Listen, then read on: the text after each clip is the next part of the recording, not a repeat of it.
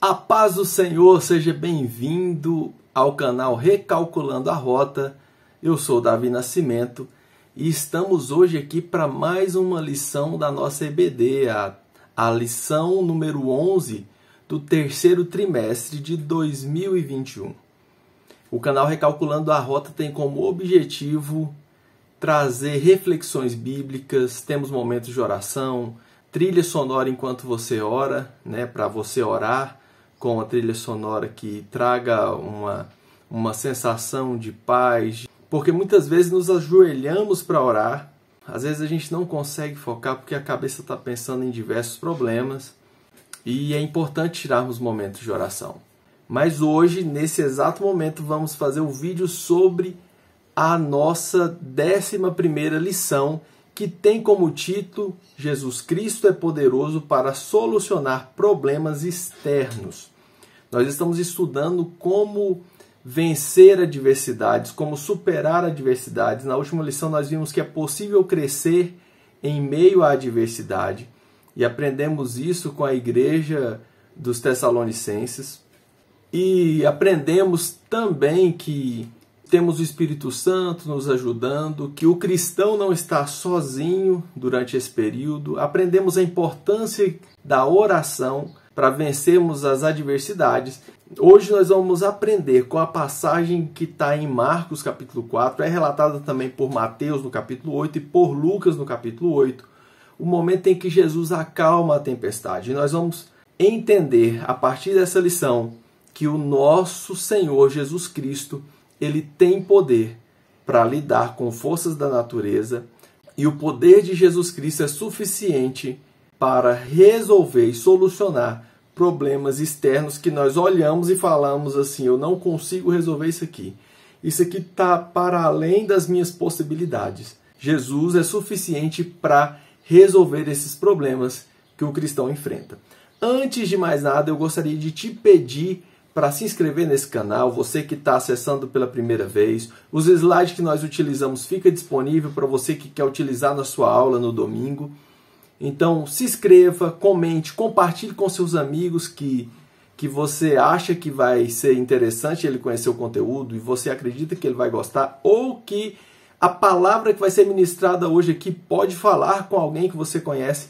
Compartilhe o conteúdo, tá bem? Vamos à nossa lição de número 11. Jesus Cristo é poderoso para solucionar problemas externos. O nosso texto áureo está em Marcos capítulo 4, verso 41. E sentiram grande temor e diziam uns aos outros, mas quem é esse, que até o vento e o mar lhe obedecem? Após eles verem o resultado da fúria do mar ter sido controlada através da ordem de Jesus, o resultado é esse, de espanto, e nós vamos entender por que esse espanto. Verdade aplicada: não devemos temer nada, pois Jesus é suficientemente poderoso para nos fazer vitoriosos. Nós temos 3 objetivos na lição, que são apresentar o poder de Deus sobre as forças da natureza, apresentar o poder de Jesus sobre as forças do mal, e mostrar que Jesus não mudou. O mesmo Jesus que operou nos evangelhos, que operou através da igreja primitiva, continua operando através de nós. A partir do momento em que nós damos lugar a esse Jesus, ele tem realizado milagres através da sua igreja, através do seu povo. O texto de referência está em Marcos. Nós vamos ler do versículo 35 ao 39, que diz o seguinte: Naquele dia, sendo já tarde, disse-lhes, passaremos para outra banda. E eles deixaram a multidão e o levaram consigo, assim como estavam no barco. E havia também com eles outros barquinhos. E levantou-se um grande temporal de vento, e subiam as ondas por cima do barco, de maneira que já se enchia, e ele estava na popa, dormindo sobre uma almofada. E despertaram-no, dizendo-lhe, Mestre, não se te dá que pereçamos? E ele, despertando, repreendeu o vento e disse ao mar, cala-te, aquieta-te. E o vento se aquietou e houve grande bonança. Que poder, né? Quanta autoridade. Quando nós pegamos o versículo seguinte, que foi o que foi lido no texto áureo, e os discípulos estão espantados, a gente precisa entender em que momento se dá isso aqui. Nós estamos no capítulo 4 de Marcos. Os discípulos acabaram de ser escolhidos, os 12 só é escolhido no capítulo 3, no final do capítulo 3, Jesus realmente seleciona e convoca os 12. Essas pessoas já conheciam Jesus, os seus ensinamentos, mas o contato com milagres realizados por Jesus eram poucos. Se a gente acompanhar do início do livro de Marcos até esse momento, nós vamos encontrar Jesus expulsando um espírito imundo na sinagoga. Nós temos Jesus curando a sogra de Pedro. Ele sai da sinagoga e encontra a sogra de Pedro enferma na casa de Pedro. E Jesus cura ela. E o texto, na sequência, diz que Jesus curou a muitos que foram ali. Ao Jesus sair de Cafarnaum, ele faz um tour pela Galileia, pela região Galileia, por onde ele passou ensinando. Há um relato de um leproso que o aproxima dele e diz: Senhor, se quiseres, podes me tornar limpo. E Jesus fala: eu quero, seja limpo. E esse moço é curado da sua lepra. Então temos aqui um terceiro milagre destacado. Nós temos também o relato daquele moço que é levado pelos seus amigos e os amigos descem ele pelo telhado, que Jesus perdoa os pecados dele e isso deixa a multidão chocada. E Jesus fala: o que é mais fácil? Dizer está perdoado dos teus pecados ou falar levanta e anda? E aí Jesus complementa: para que vocês entendam que o Filho do Homem tem poder para perdoar pecados, eu digo a ele, levanta e anda. E o moço levanta e sai dali curado. E nós temos Jesus se apresentando como o Senhor do sábado, e ele encontra um moço na sinagoga que tem a mão ressequida, um braço ressequido, e Jesus chama aquele moço, traz aquele moço para o centro da reunião, para o centro das atenções, e faz com que aquele braço daquele homem passe a ser normal, né? Assim como era o outro braço. Os discípulos só tinham tido contato, e alguns deles, porque alguns, como Levi, ele é convidado a seguir Jesus já no meio desse processo. Eles têm Jesus como um mestre, alguém que tem um bom ensinamento e que tem poder, que tem uma autoridade sobre enfermidades.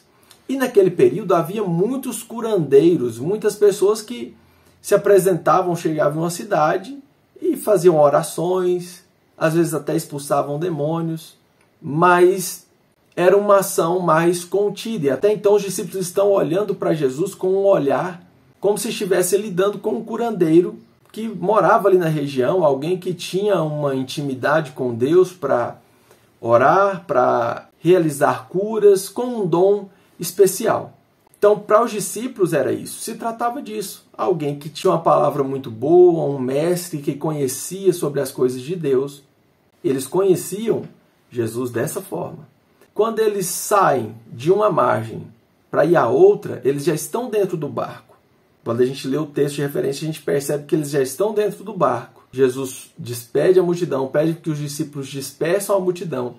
E eles saem da margem, até porque quando a gente olha um pouco antes, a gente vai encontrar os mestres da lei, alguns mestres da lei vindo de Jerusalém para conferir o que está acontecendo e começam a levantar acusações contra Jesus. Eles falam que Jesus expulsa espíritos malignos por Beelzebu, pelo príncipe dos demônios.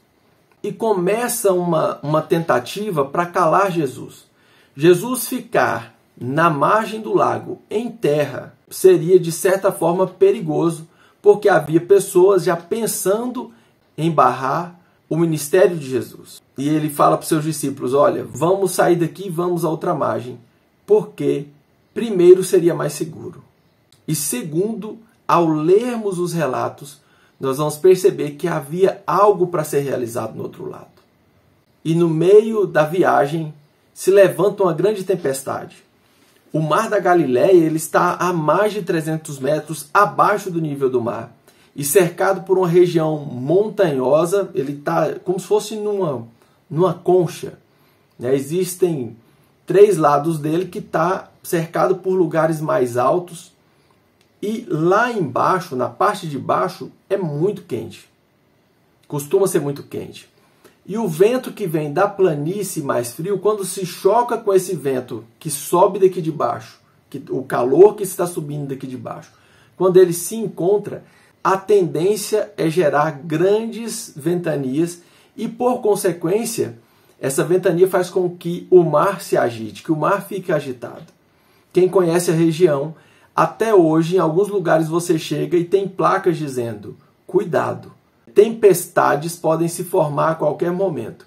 E você passa de manhã ou em algum momento do dia, tem uma praia linda, quando você olha depois de algum tempo, a tempestade que se formou é tamanha que você não consegue mais enxergar a praia. Ela vem e faz com que tudo se fique agitado.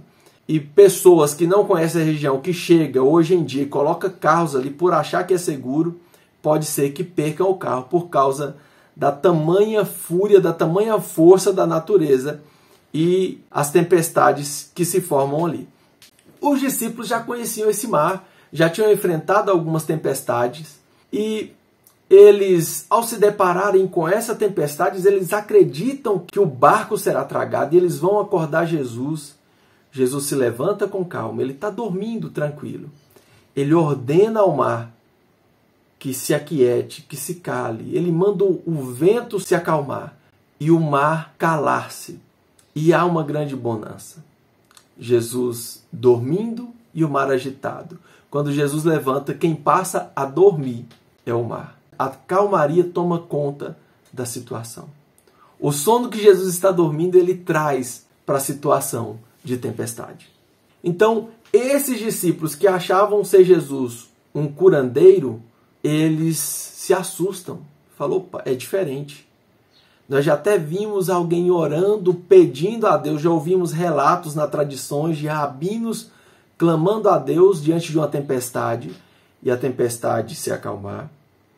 Mas ele fala diretamente com a tempestade e demonstra autoridade sobre a tempestade. Espera aí, um curandeiro normal não consegue fazer isso. Os discípulos presenciam uma ação de quem demonstra poder sobre as forças da natureza.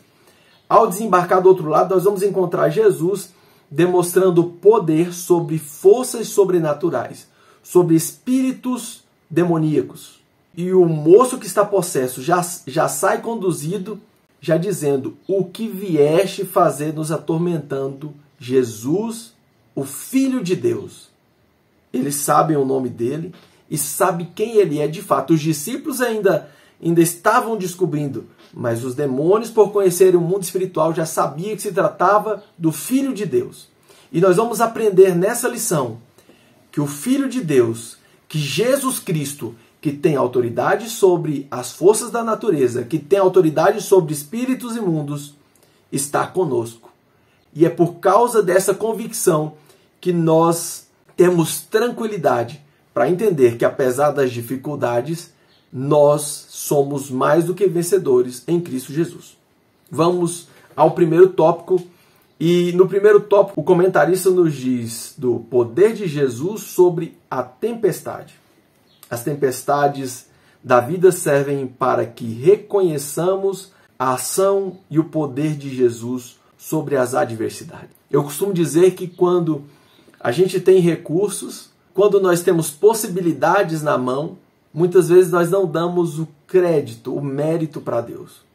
Mas quando nós olhamos e não vemos saída, as coisas se descontrolam, a única coisa que nos resta é clamar, e ao ser respondido nós entendemos, foi Deus que fez. Das outras vezes foi Deus que fez, foi Deus que proporcionou condições, que proporcionou saúde para que nós realizássemos algo, mas muitas vezes nos enganamos e achamos que foi pelo mérito nosso. Mas quando se trata de uma tempestade, de um problema externo que foge do nosso controle, é o momento de conhecermos de fato o Deus que nós servimos. É o momento de conhecermos de fato que estamos nos relacionando com o Filho de Deus que tem autoridade sobre as forças da natureza. O primeiro subtópico, nós temos a ordem de Jesus. Jesus dá uma ordem direta aos seus discípulos para irem à outra margem do Mar da Galileia. Chama os seus discípulos e diz, olha, vamos para o outro lado, para a outra margem. Alguns acreditam, como eu disse, que talvez por uma questão de segurança e também há o entendimento de que do outro lado existia uma pessoa precisando se encontrar com Jesus. No meio do caminho, no meio da travessia, os discípulos encontram uma dificuldade para atravessar o mar. E esse é um princípio que faz parte da vida do ser humano e também faz parte da vida do cristão, porque somos seres humanos. Normalmente a gente se depara com dificuldades em tudo que a gente se propõe a fazer. Se você se propõe a estudar, a fazer algum curso, no meio do caminho você vai encontrar dificuldades, vai encontrar tempestades. Se você decidir construir uma casa, no meio do caminho você vai encontrar dificuldades, vai surgir tempestades. Quando nos colocamos à disposição para realizar um trabalho na obra de Deus, no meio do caminho nós nos deparamos com tempestades e normalmente grandes tempestades. Então, os discípulos encontram-se no meio do caminho, se deparam com uma dificuldade para ultrapassar e chegar ao outro lado. E quando isso acontece conosco, a tendência é achar que vamos perecer, é achar que não vamos conseguir, que o barco vai afundar.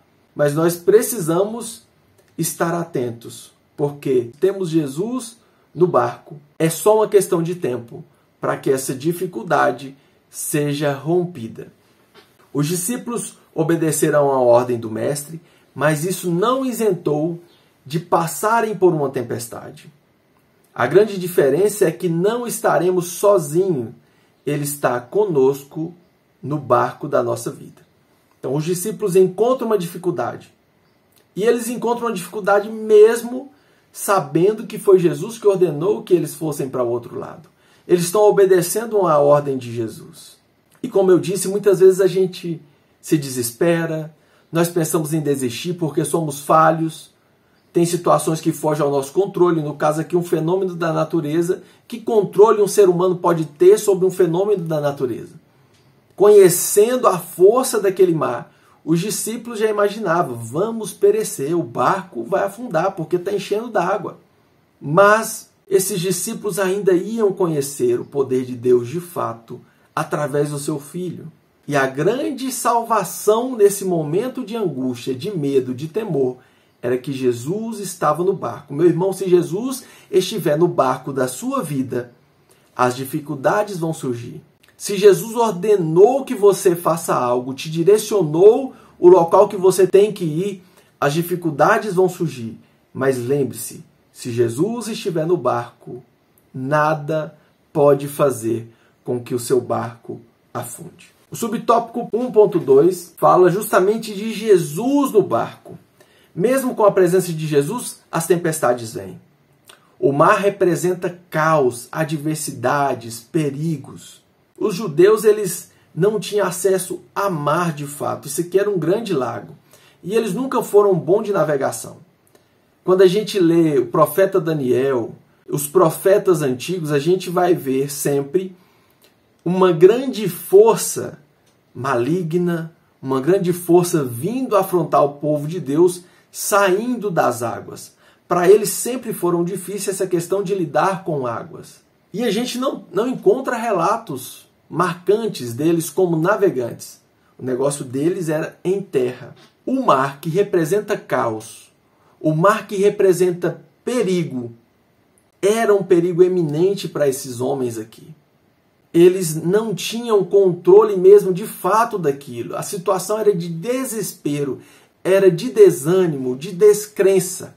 Mas, como diz o subtópico, Jesus estava no barco. E ao ter Jesus no barco, a situação é revertida. Nós precisamos lembrar que Jesus, ao ir aos céus, em Mateus capítulo 28, verso 20, ele promete aos seus discípulos, ele promete à sua igreja, que estaria conosco até os últimos dias, até a consumação dos séculos. Da mesma forma que aqueles discípulos não ficaram isentos de passar pela tempestade, nós também não seremos isentos de passar por ela. Mas da mesma forma que eles conseguiram atravessar, chegar ao outro lado, tenha convicção que você chegará ao outro lado, que nós chegaremos ao outro lado, porque Cristo está conosco. Ele prometeu estar conosco até a consumação dos séculos, até os últimos dias. Subtópico 1.3 nos diz que Jesus repreende o vento e o mar. Os discípulos conheciam o lago, estão espantados diante da tempestade. Ao ordenar que o mar se cale, Jesus está fechando a boca do mar que tentava devorar o barco. Ele amordaça, na verdade, o termo utilizado serve como também para traduzir como amordaçar. Então Jesus fecha a boca que tentava tragar o barco. As forças da natureza reconhecem a autoridade de Jesus. As tempestades servem para nós conhecermos o poder de Deus. Quando a gente olha para o texto, o evangelista Marcos diz que uma grande tempestade, ele vai usar o termo uma grande tempestade. Ele vai usar também o termo em houve uma grande bonança, porque poderia ser só tempestade e bonança. Não, mas a tempestade era grande e a bonança também é grande. E naturalmente surge um grande temor no coração daqueles que viram o poder de Deus. Quem vê o poder de Deus naturalmente é tomado por um temor muito grande, porque não há como ver o poder de Deus, e o poder de Deus se manifesta justamente diante de uma grande adversidade, de um grande problema. E quando os grandes problemas são solucionados, há grandes vitórias, e essas vitórias fazem com que as pessoas que estão em volta percebam o grande poder de Deus e naturalmente são tomados de grande temor. Meu irmão, se a luta está grande, lembre-se, a vitória será grande. Grandes batalhas, grandes vitórias. Não desista, não desanime. Lembre-se, Jesus precisa estar no barco. Com Jesus no barco, a tempestade pode vir do tamanho que for. Quanto maior a tempestade, maior o milagre. Quanto maior a tempestade, mais Deus será glorificado através da sua vida. O tópico 2, nós vamos ver o poder de Jesus sobre os demônios. A tempestade se apresenta como um obstáculo para impedir o que seria realizado no outro lado. Jesus, ao descer do outro lado, ele se depara com um moço escravizado por demônios há bastante tempo.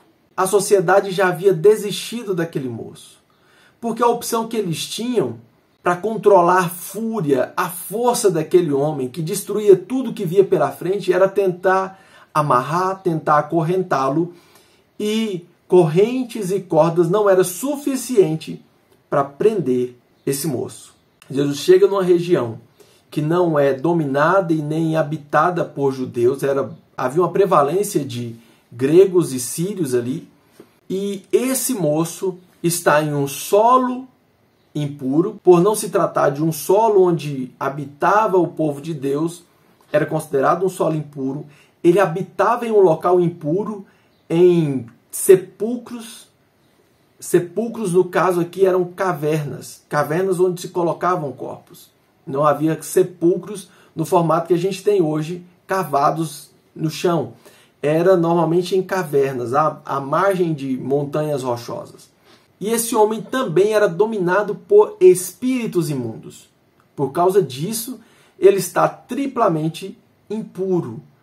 Para quem olha, para o judeu que olha a situação desse moço, é assustadora. E é impossível aos olhos humanos também achar uma solução para ele, até porque as tentativas de acorrentá-lo, de prendê-lo, havia sido falhas, não havia dado o resultado esperado. E as pessoas evitavam passar por onde ele estava, porque esse moço, ele era capaz de se ferir com pedras, se cortando com pedras. Imagine outras pessoas que passavam próximo. Esse moço estava esquecido pela sociedade. Uma situação extrema. Jesus lida com essa situação extrema. Jesus vai ao encontro dessa situação extrema ao chegar do outro lado, ao romper com a tempestade. Ao descer do outro lado, Jesus e seus discípulos encontram um homem que precisa de libertação. Possesso de demônios, vivia em sepulcros e se cortava com pedras, ninguém conseguia o deter. As forças do mal fazem de tudo para perverter a imagem divina no ser humano. Esse moço estava totalmente descaracterizado da sua humanidade. Ele estava vivendo como um animal. Ele era tratado como um animal. Alguém subjugado, alguém escravizado por demônios, alguém que tinha a vida controlada por demônios. Ainda hoje existem muitas pessoas presas por demônios, escravizadas por demônio. E toda vez que a igreja tenta se levantar, tenta fazer algo para trazer libertação a quem está aprisionado, sendo escravizado por demônios, a igreja vai enfrentar tempestades. E nós não podemos desistir no meio do caminho. Nós não podemos nos entregar no meio do caminho, porque vidas precisam ser libertas. Assim como esse homem precisava ser liberto, assim como esse homem precisava retornar à sua humanidade de fato, restabelecer a imagem e semelhança de Deus, que estava totalmente deteriorada, fruto da escravidão por espíritos malignos. Subtópico 2.2, nós vamos ver que os demônios se submetem a Jesus. Não só as forças da natureza, mas o mundo espiritual se submete a Jesus. Jesus pregava sobre a implantação do reino de Deus. No reino de Deus não há espaço para demônios. Onde a luz chega, as trevas têm que sair. Jesus tem o poder sobre as forças da natureza e sobre as forças demoníacas. Antes de Jesus atravessar para o outro lado, Jesus está falando justamente da implantação do reino. Ele fala do semeador que sai a semear. Ele fala da semente de mostarda, uma semente pequena que é capaz de produzir um grande arbusto onde as aves vêm e encontram espaço na sua sombra. E Jesus está plantando de fato o reino de Deus. Onde o reino de Deus chega, por mais que comece com ações pequenas, mas a mudança que acontece dessas pequenas sementes plantadas são notáveis. E esse homem se encontra com Jesus. Algo que poderia ser simples, encontrar com alguém. Mas o evangelista diz que ele vem em direção a Jesus e se prostra. Os demônios se prostram diante de Jesus, se curvam e fala: Jesus, filho do Deus vivo, o que você veio fazer aqui? Por que veio nos atormentar antes do tempo? Até porque os demônios sabem quando será o seu juízo de fato. E apesar de estar com a condenação já definida, eles ainda tentam desvirtuar pessoas, tentam escravizar pessoas. E cada vez que o reino de Deus chega, pessoas são libertas. Onde o reino de Deus está sendo implantado, pessoas são libertas. O demônio perde espaço. E para os demônios isso é terrível. Isso é terrível, perder espaço. A igreja precisa ser esse agente de implantação do reino. Precisa ser agentes da luz. Jesus disse que ele é a luz do mundo. E a igreja é sua representante. Ele diz: vós sois o sal da terra e a luz do mundo. A igreja precisa ser o agente que leva luz aos que estão na escuridão, que leva libertação aos que estão cativos. E prestem bem atenção nisso aqui, meu irmão. Eu não acredito que Cristo nos chamou para se reunir no domingo apenas e cultuar, esperando que quem está em trevas venha até onde a luz está. Esperando que quem está aprisionado venham de alguma forma para ser libertos aqui. Isso acontece em alguns momentos, acontece. Mas a igreja precisa ser o agente de implantação do reino de Deus, indo levando a semente, indo sendo luz no meio das trevas, para que as trevas possam fugir da presença da luz que a igreja leva, a luz que é Cristo, e para que vidas sejam libertas, assim como esse homem que estava endemoniado foi liberto. Jesus dá vida nova, é o subtópico 2.3. Um homem completamente dominado por espíritos imundos tem a sua vida transformada. Um encontro com Cristo muda a história do ser humano.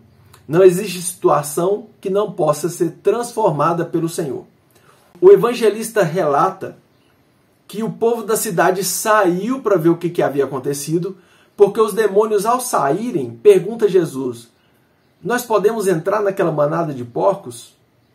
E Jesus autoriza eles a entrarem. Há aproximadamente 2.000 porcos, e esses porcos se precipitam e vão em direção ao mar, e morrem todos esses porcos. Os pastores de porcos saem e vão até a cidade relatar o que aconteceu.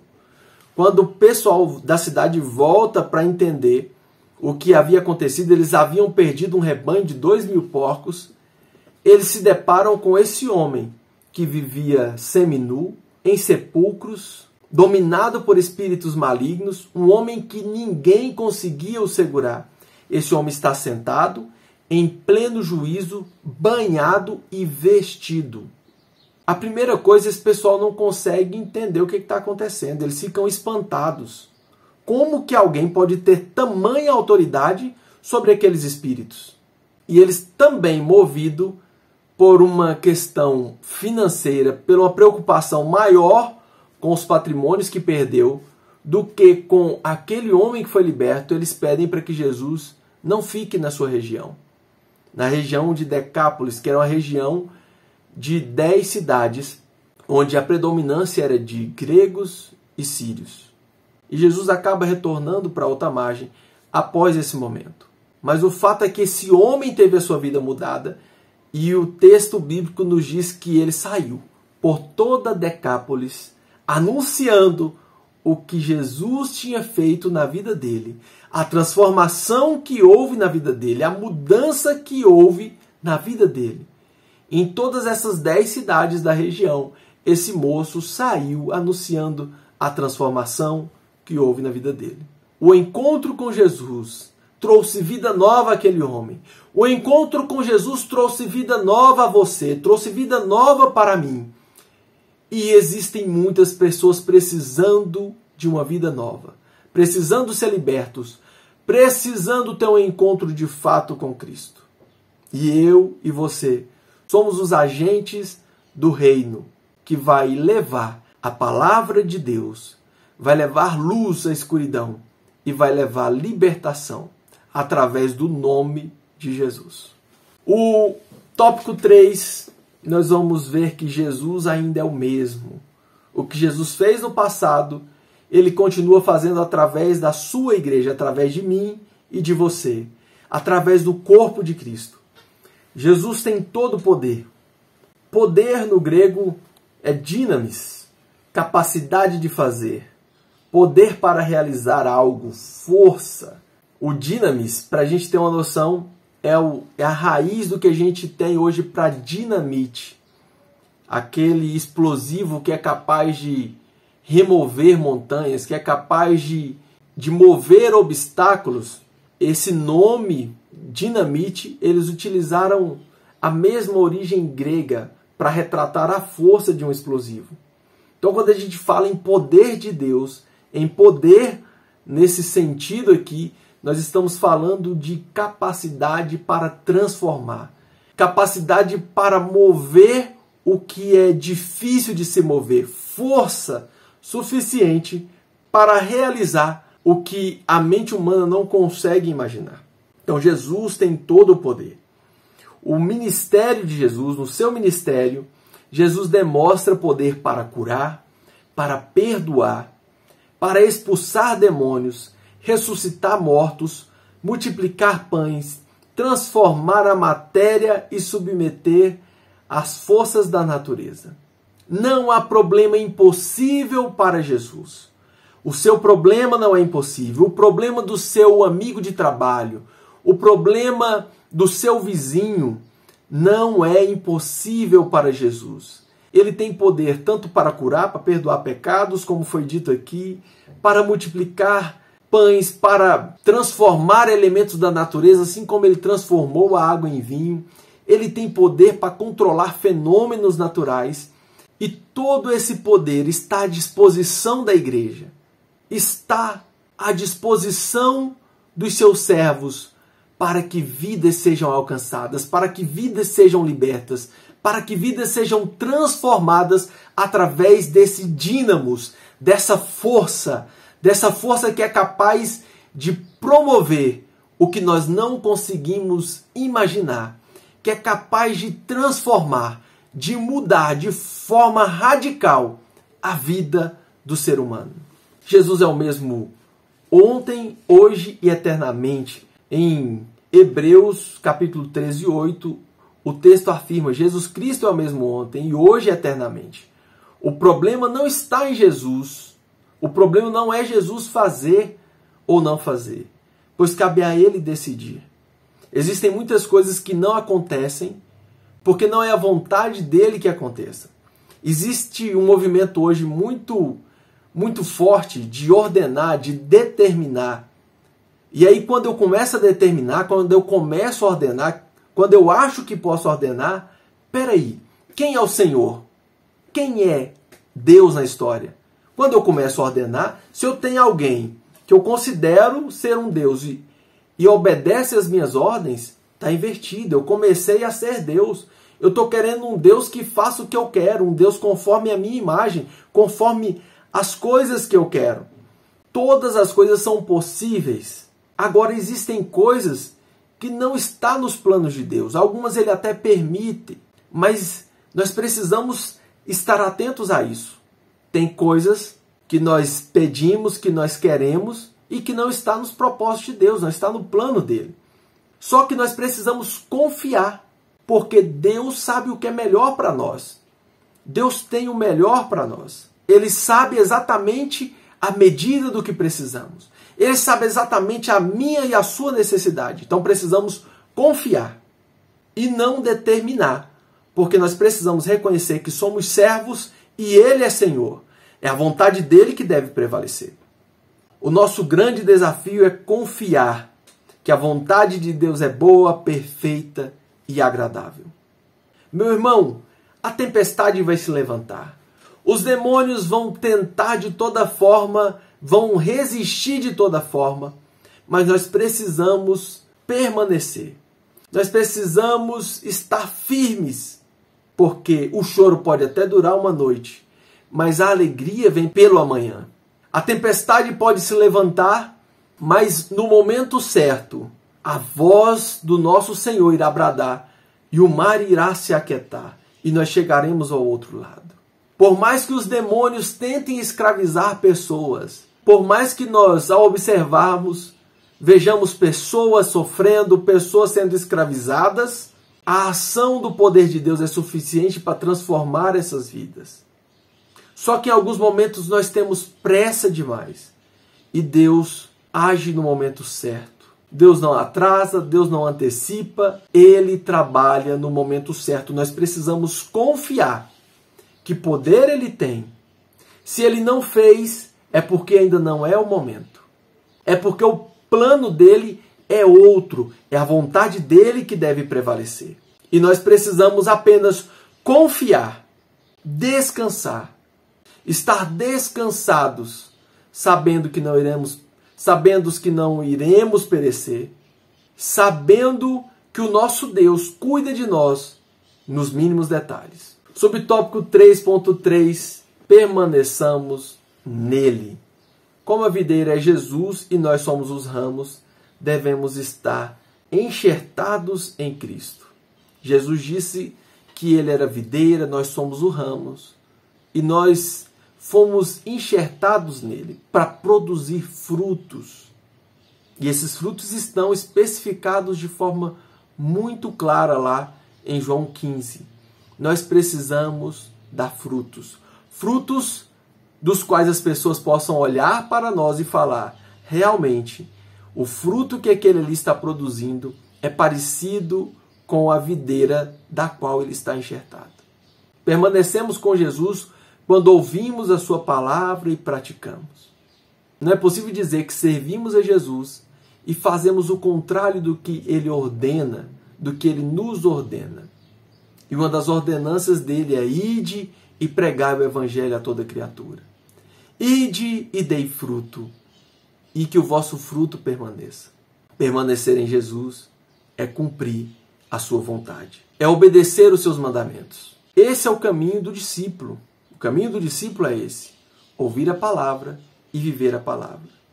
Ler a palavra, ter acesso à palavra e trazer a palavra para a sua vida, para a nossa vida. Essa é a vida do discípulo, porque é na palavra que nós encontramos a referência. É na palavra que nós encontramos o verbo que se fez carne. Nós encontramos as ordenanças desse verbo. Nós encontramos o nosso mediador entre nós e Deus. E através das Escrituras, nós aprendemos o que devemos de fato fazer. Se vivemos a palavra, conhecemos a verdade que liberta e transforma. Então, através do conhecimento da palavra, a verdade é anunciada e a transformação acontece. Nós precisamos permanecer em Cristo. E permanecer em Cristo é justamente buscar na palavra. É conhecer a Deus através da palavra e praticar essa palavra, trazer ela para a nossa vida. Automaticamente, quem pratica a palavra, quem conhece a palavra, que é a verdade, a vida é transformada. E outras pessoas que estão em volta de quem tem a vida transformada começam a ver essa mudança.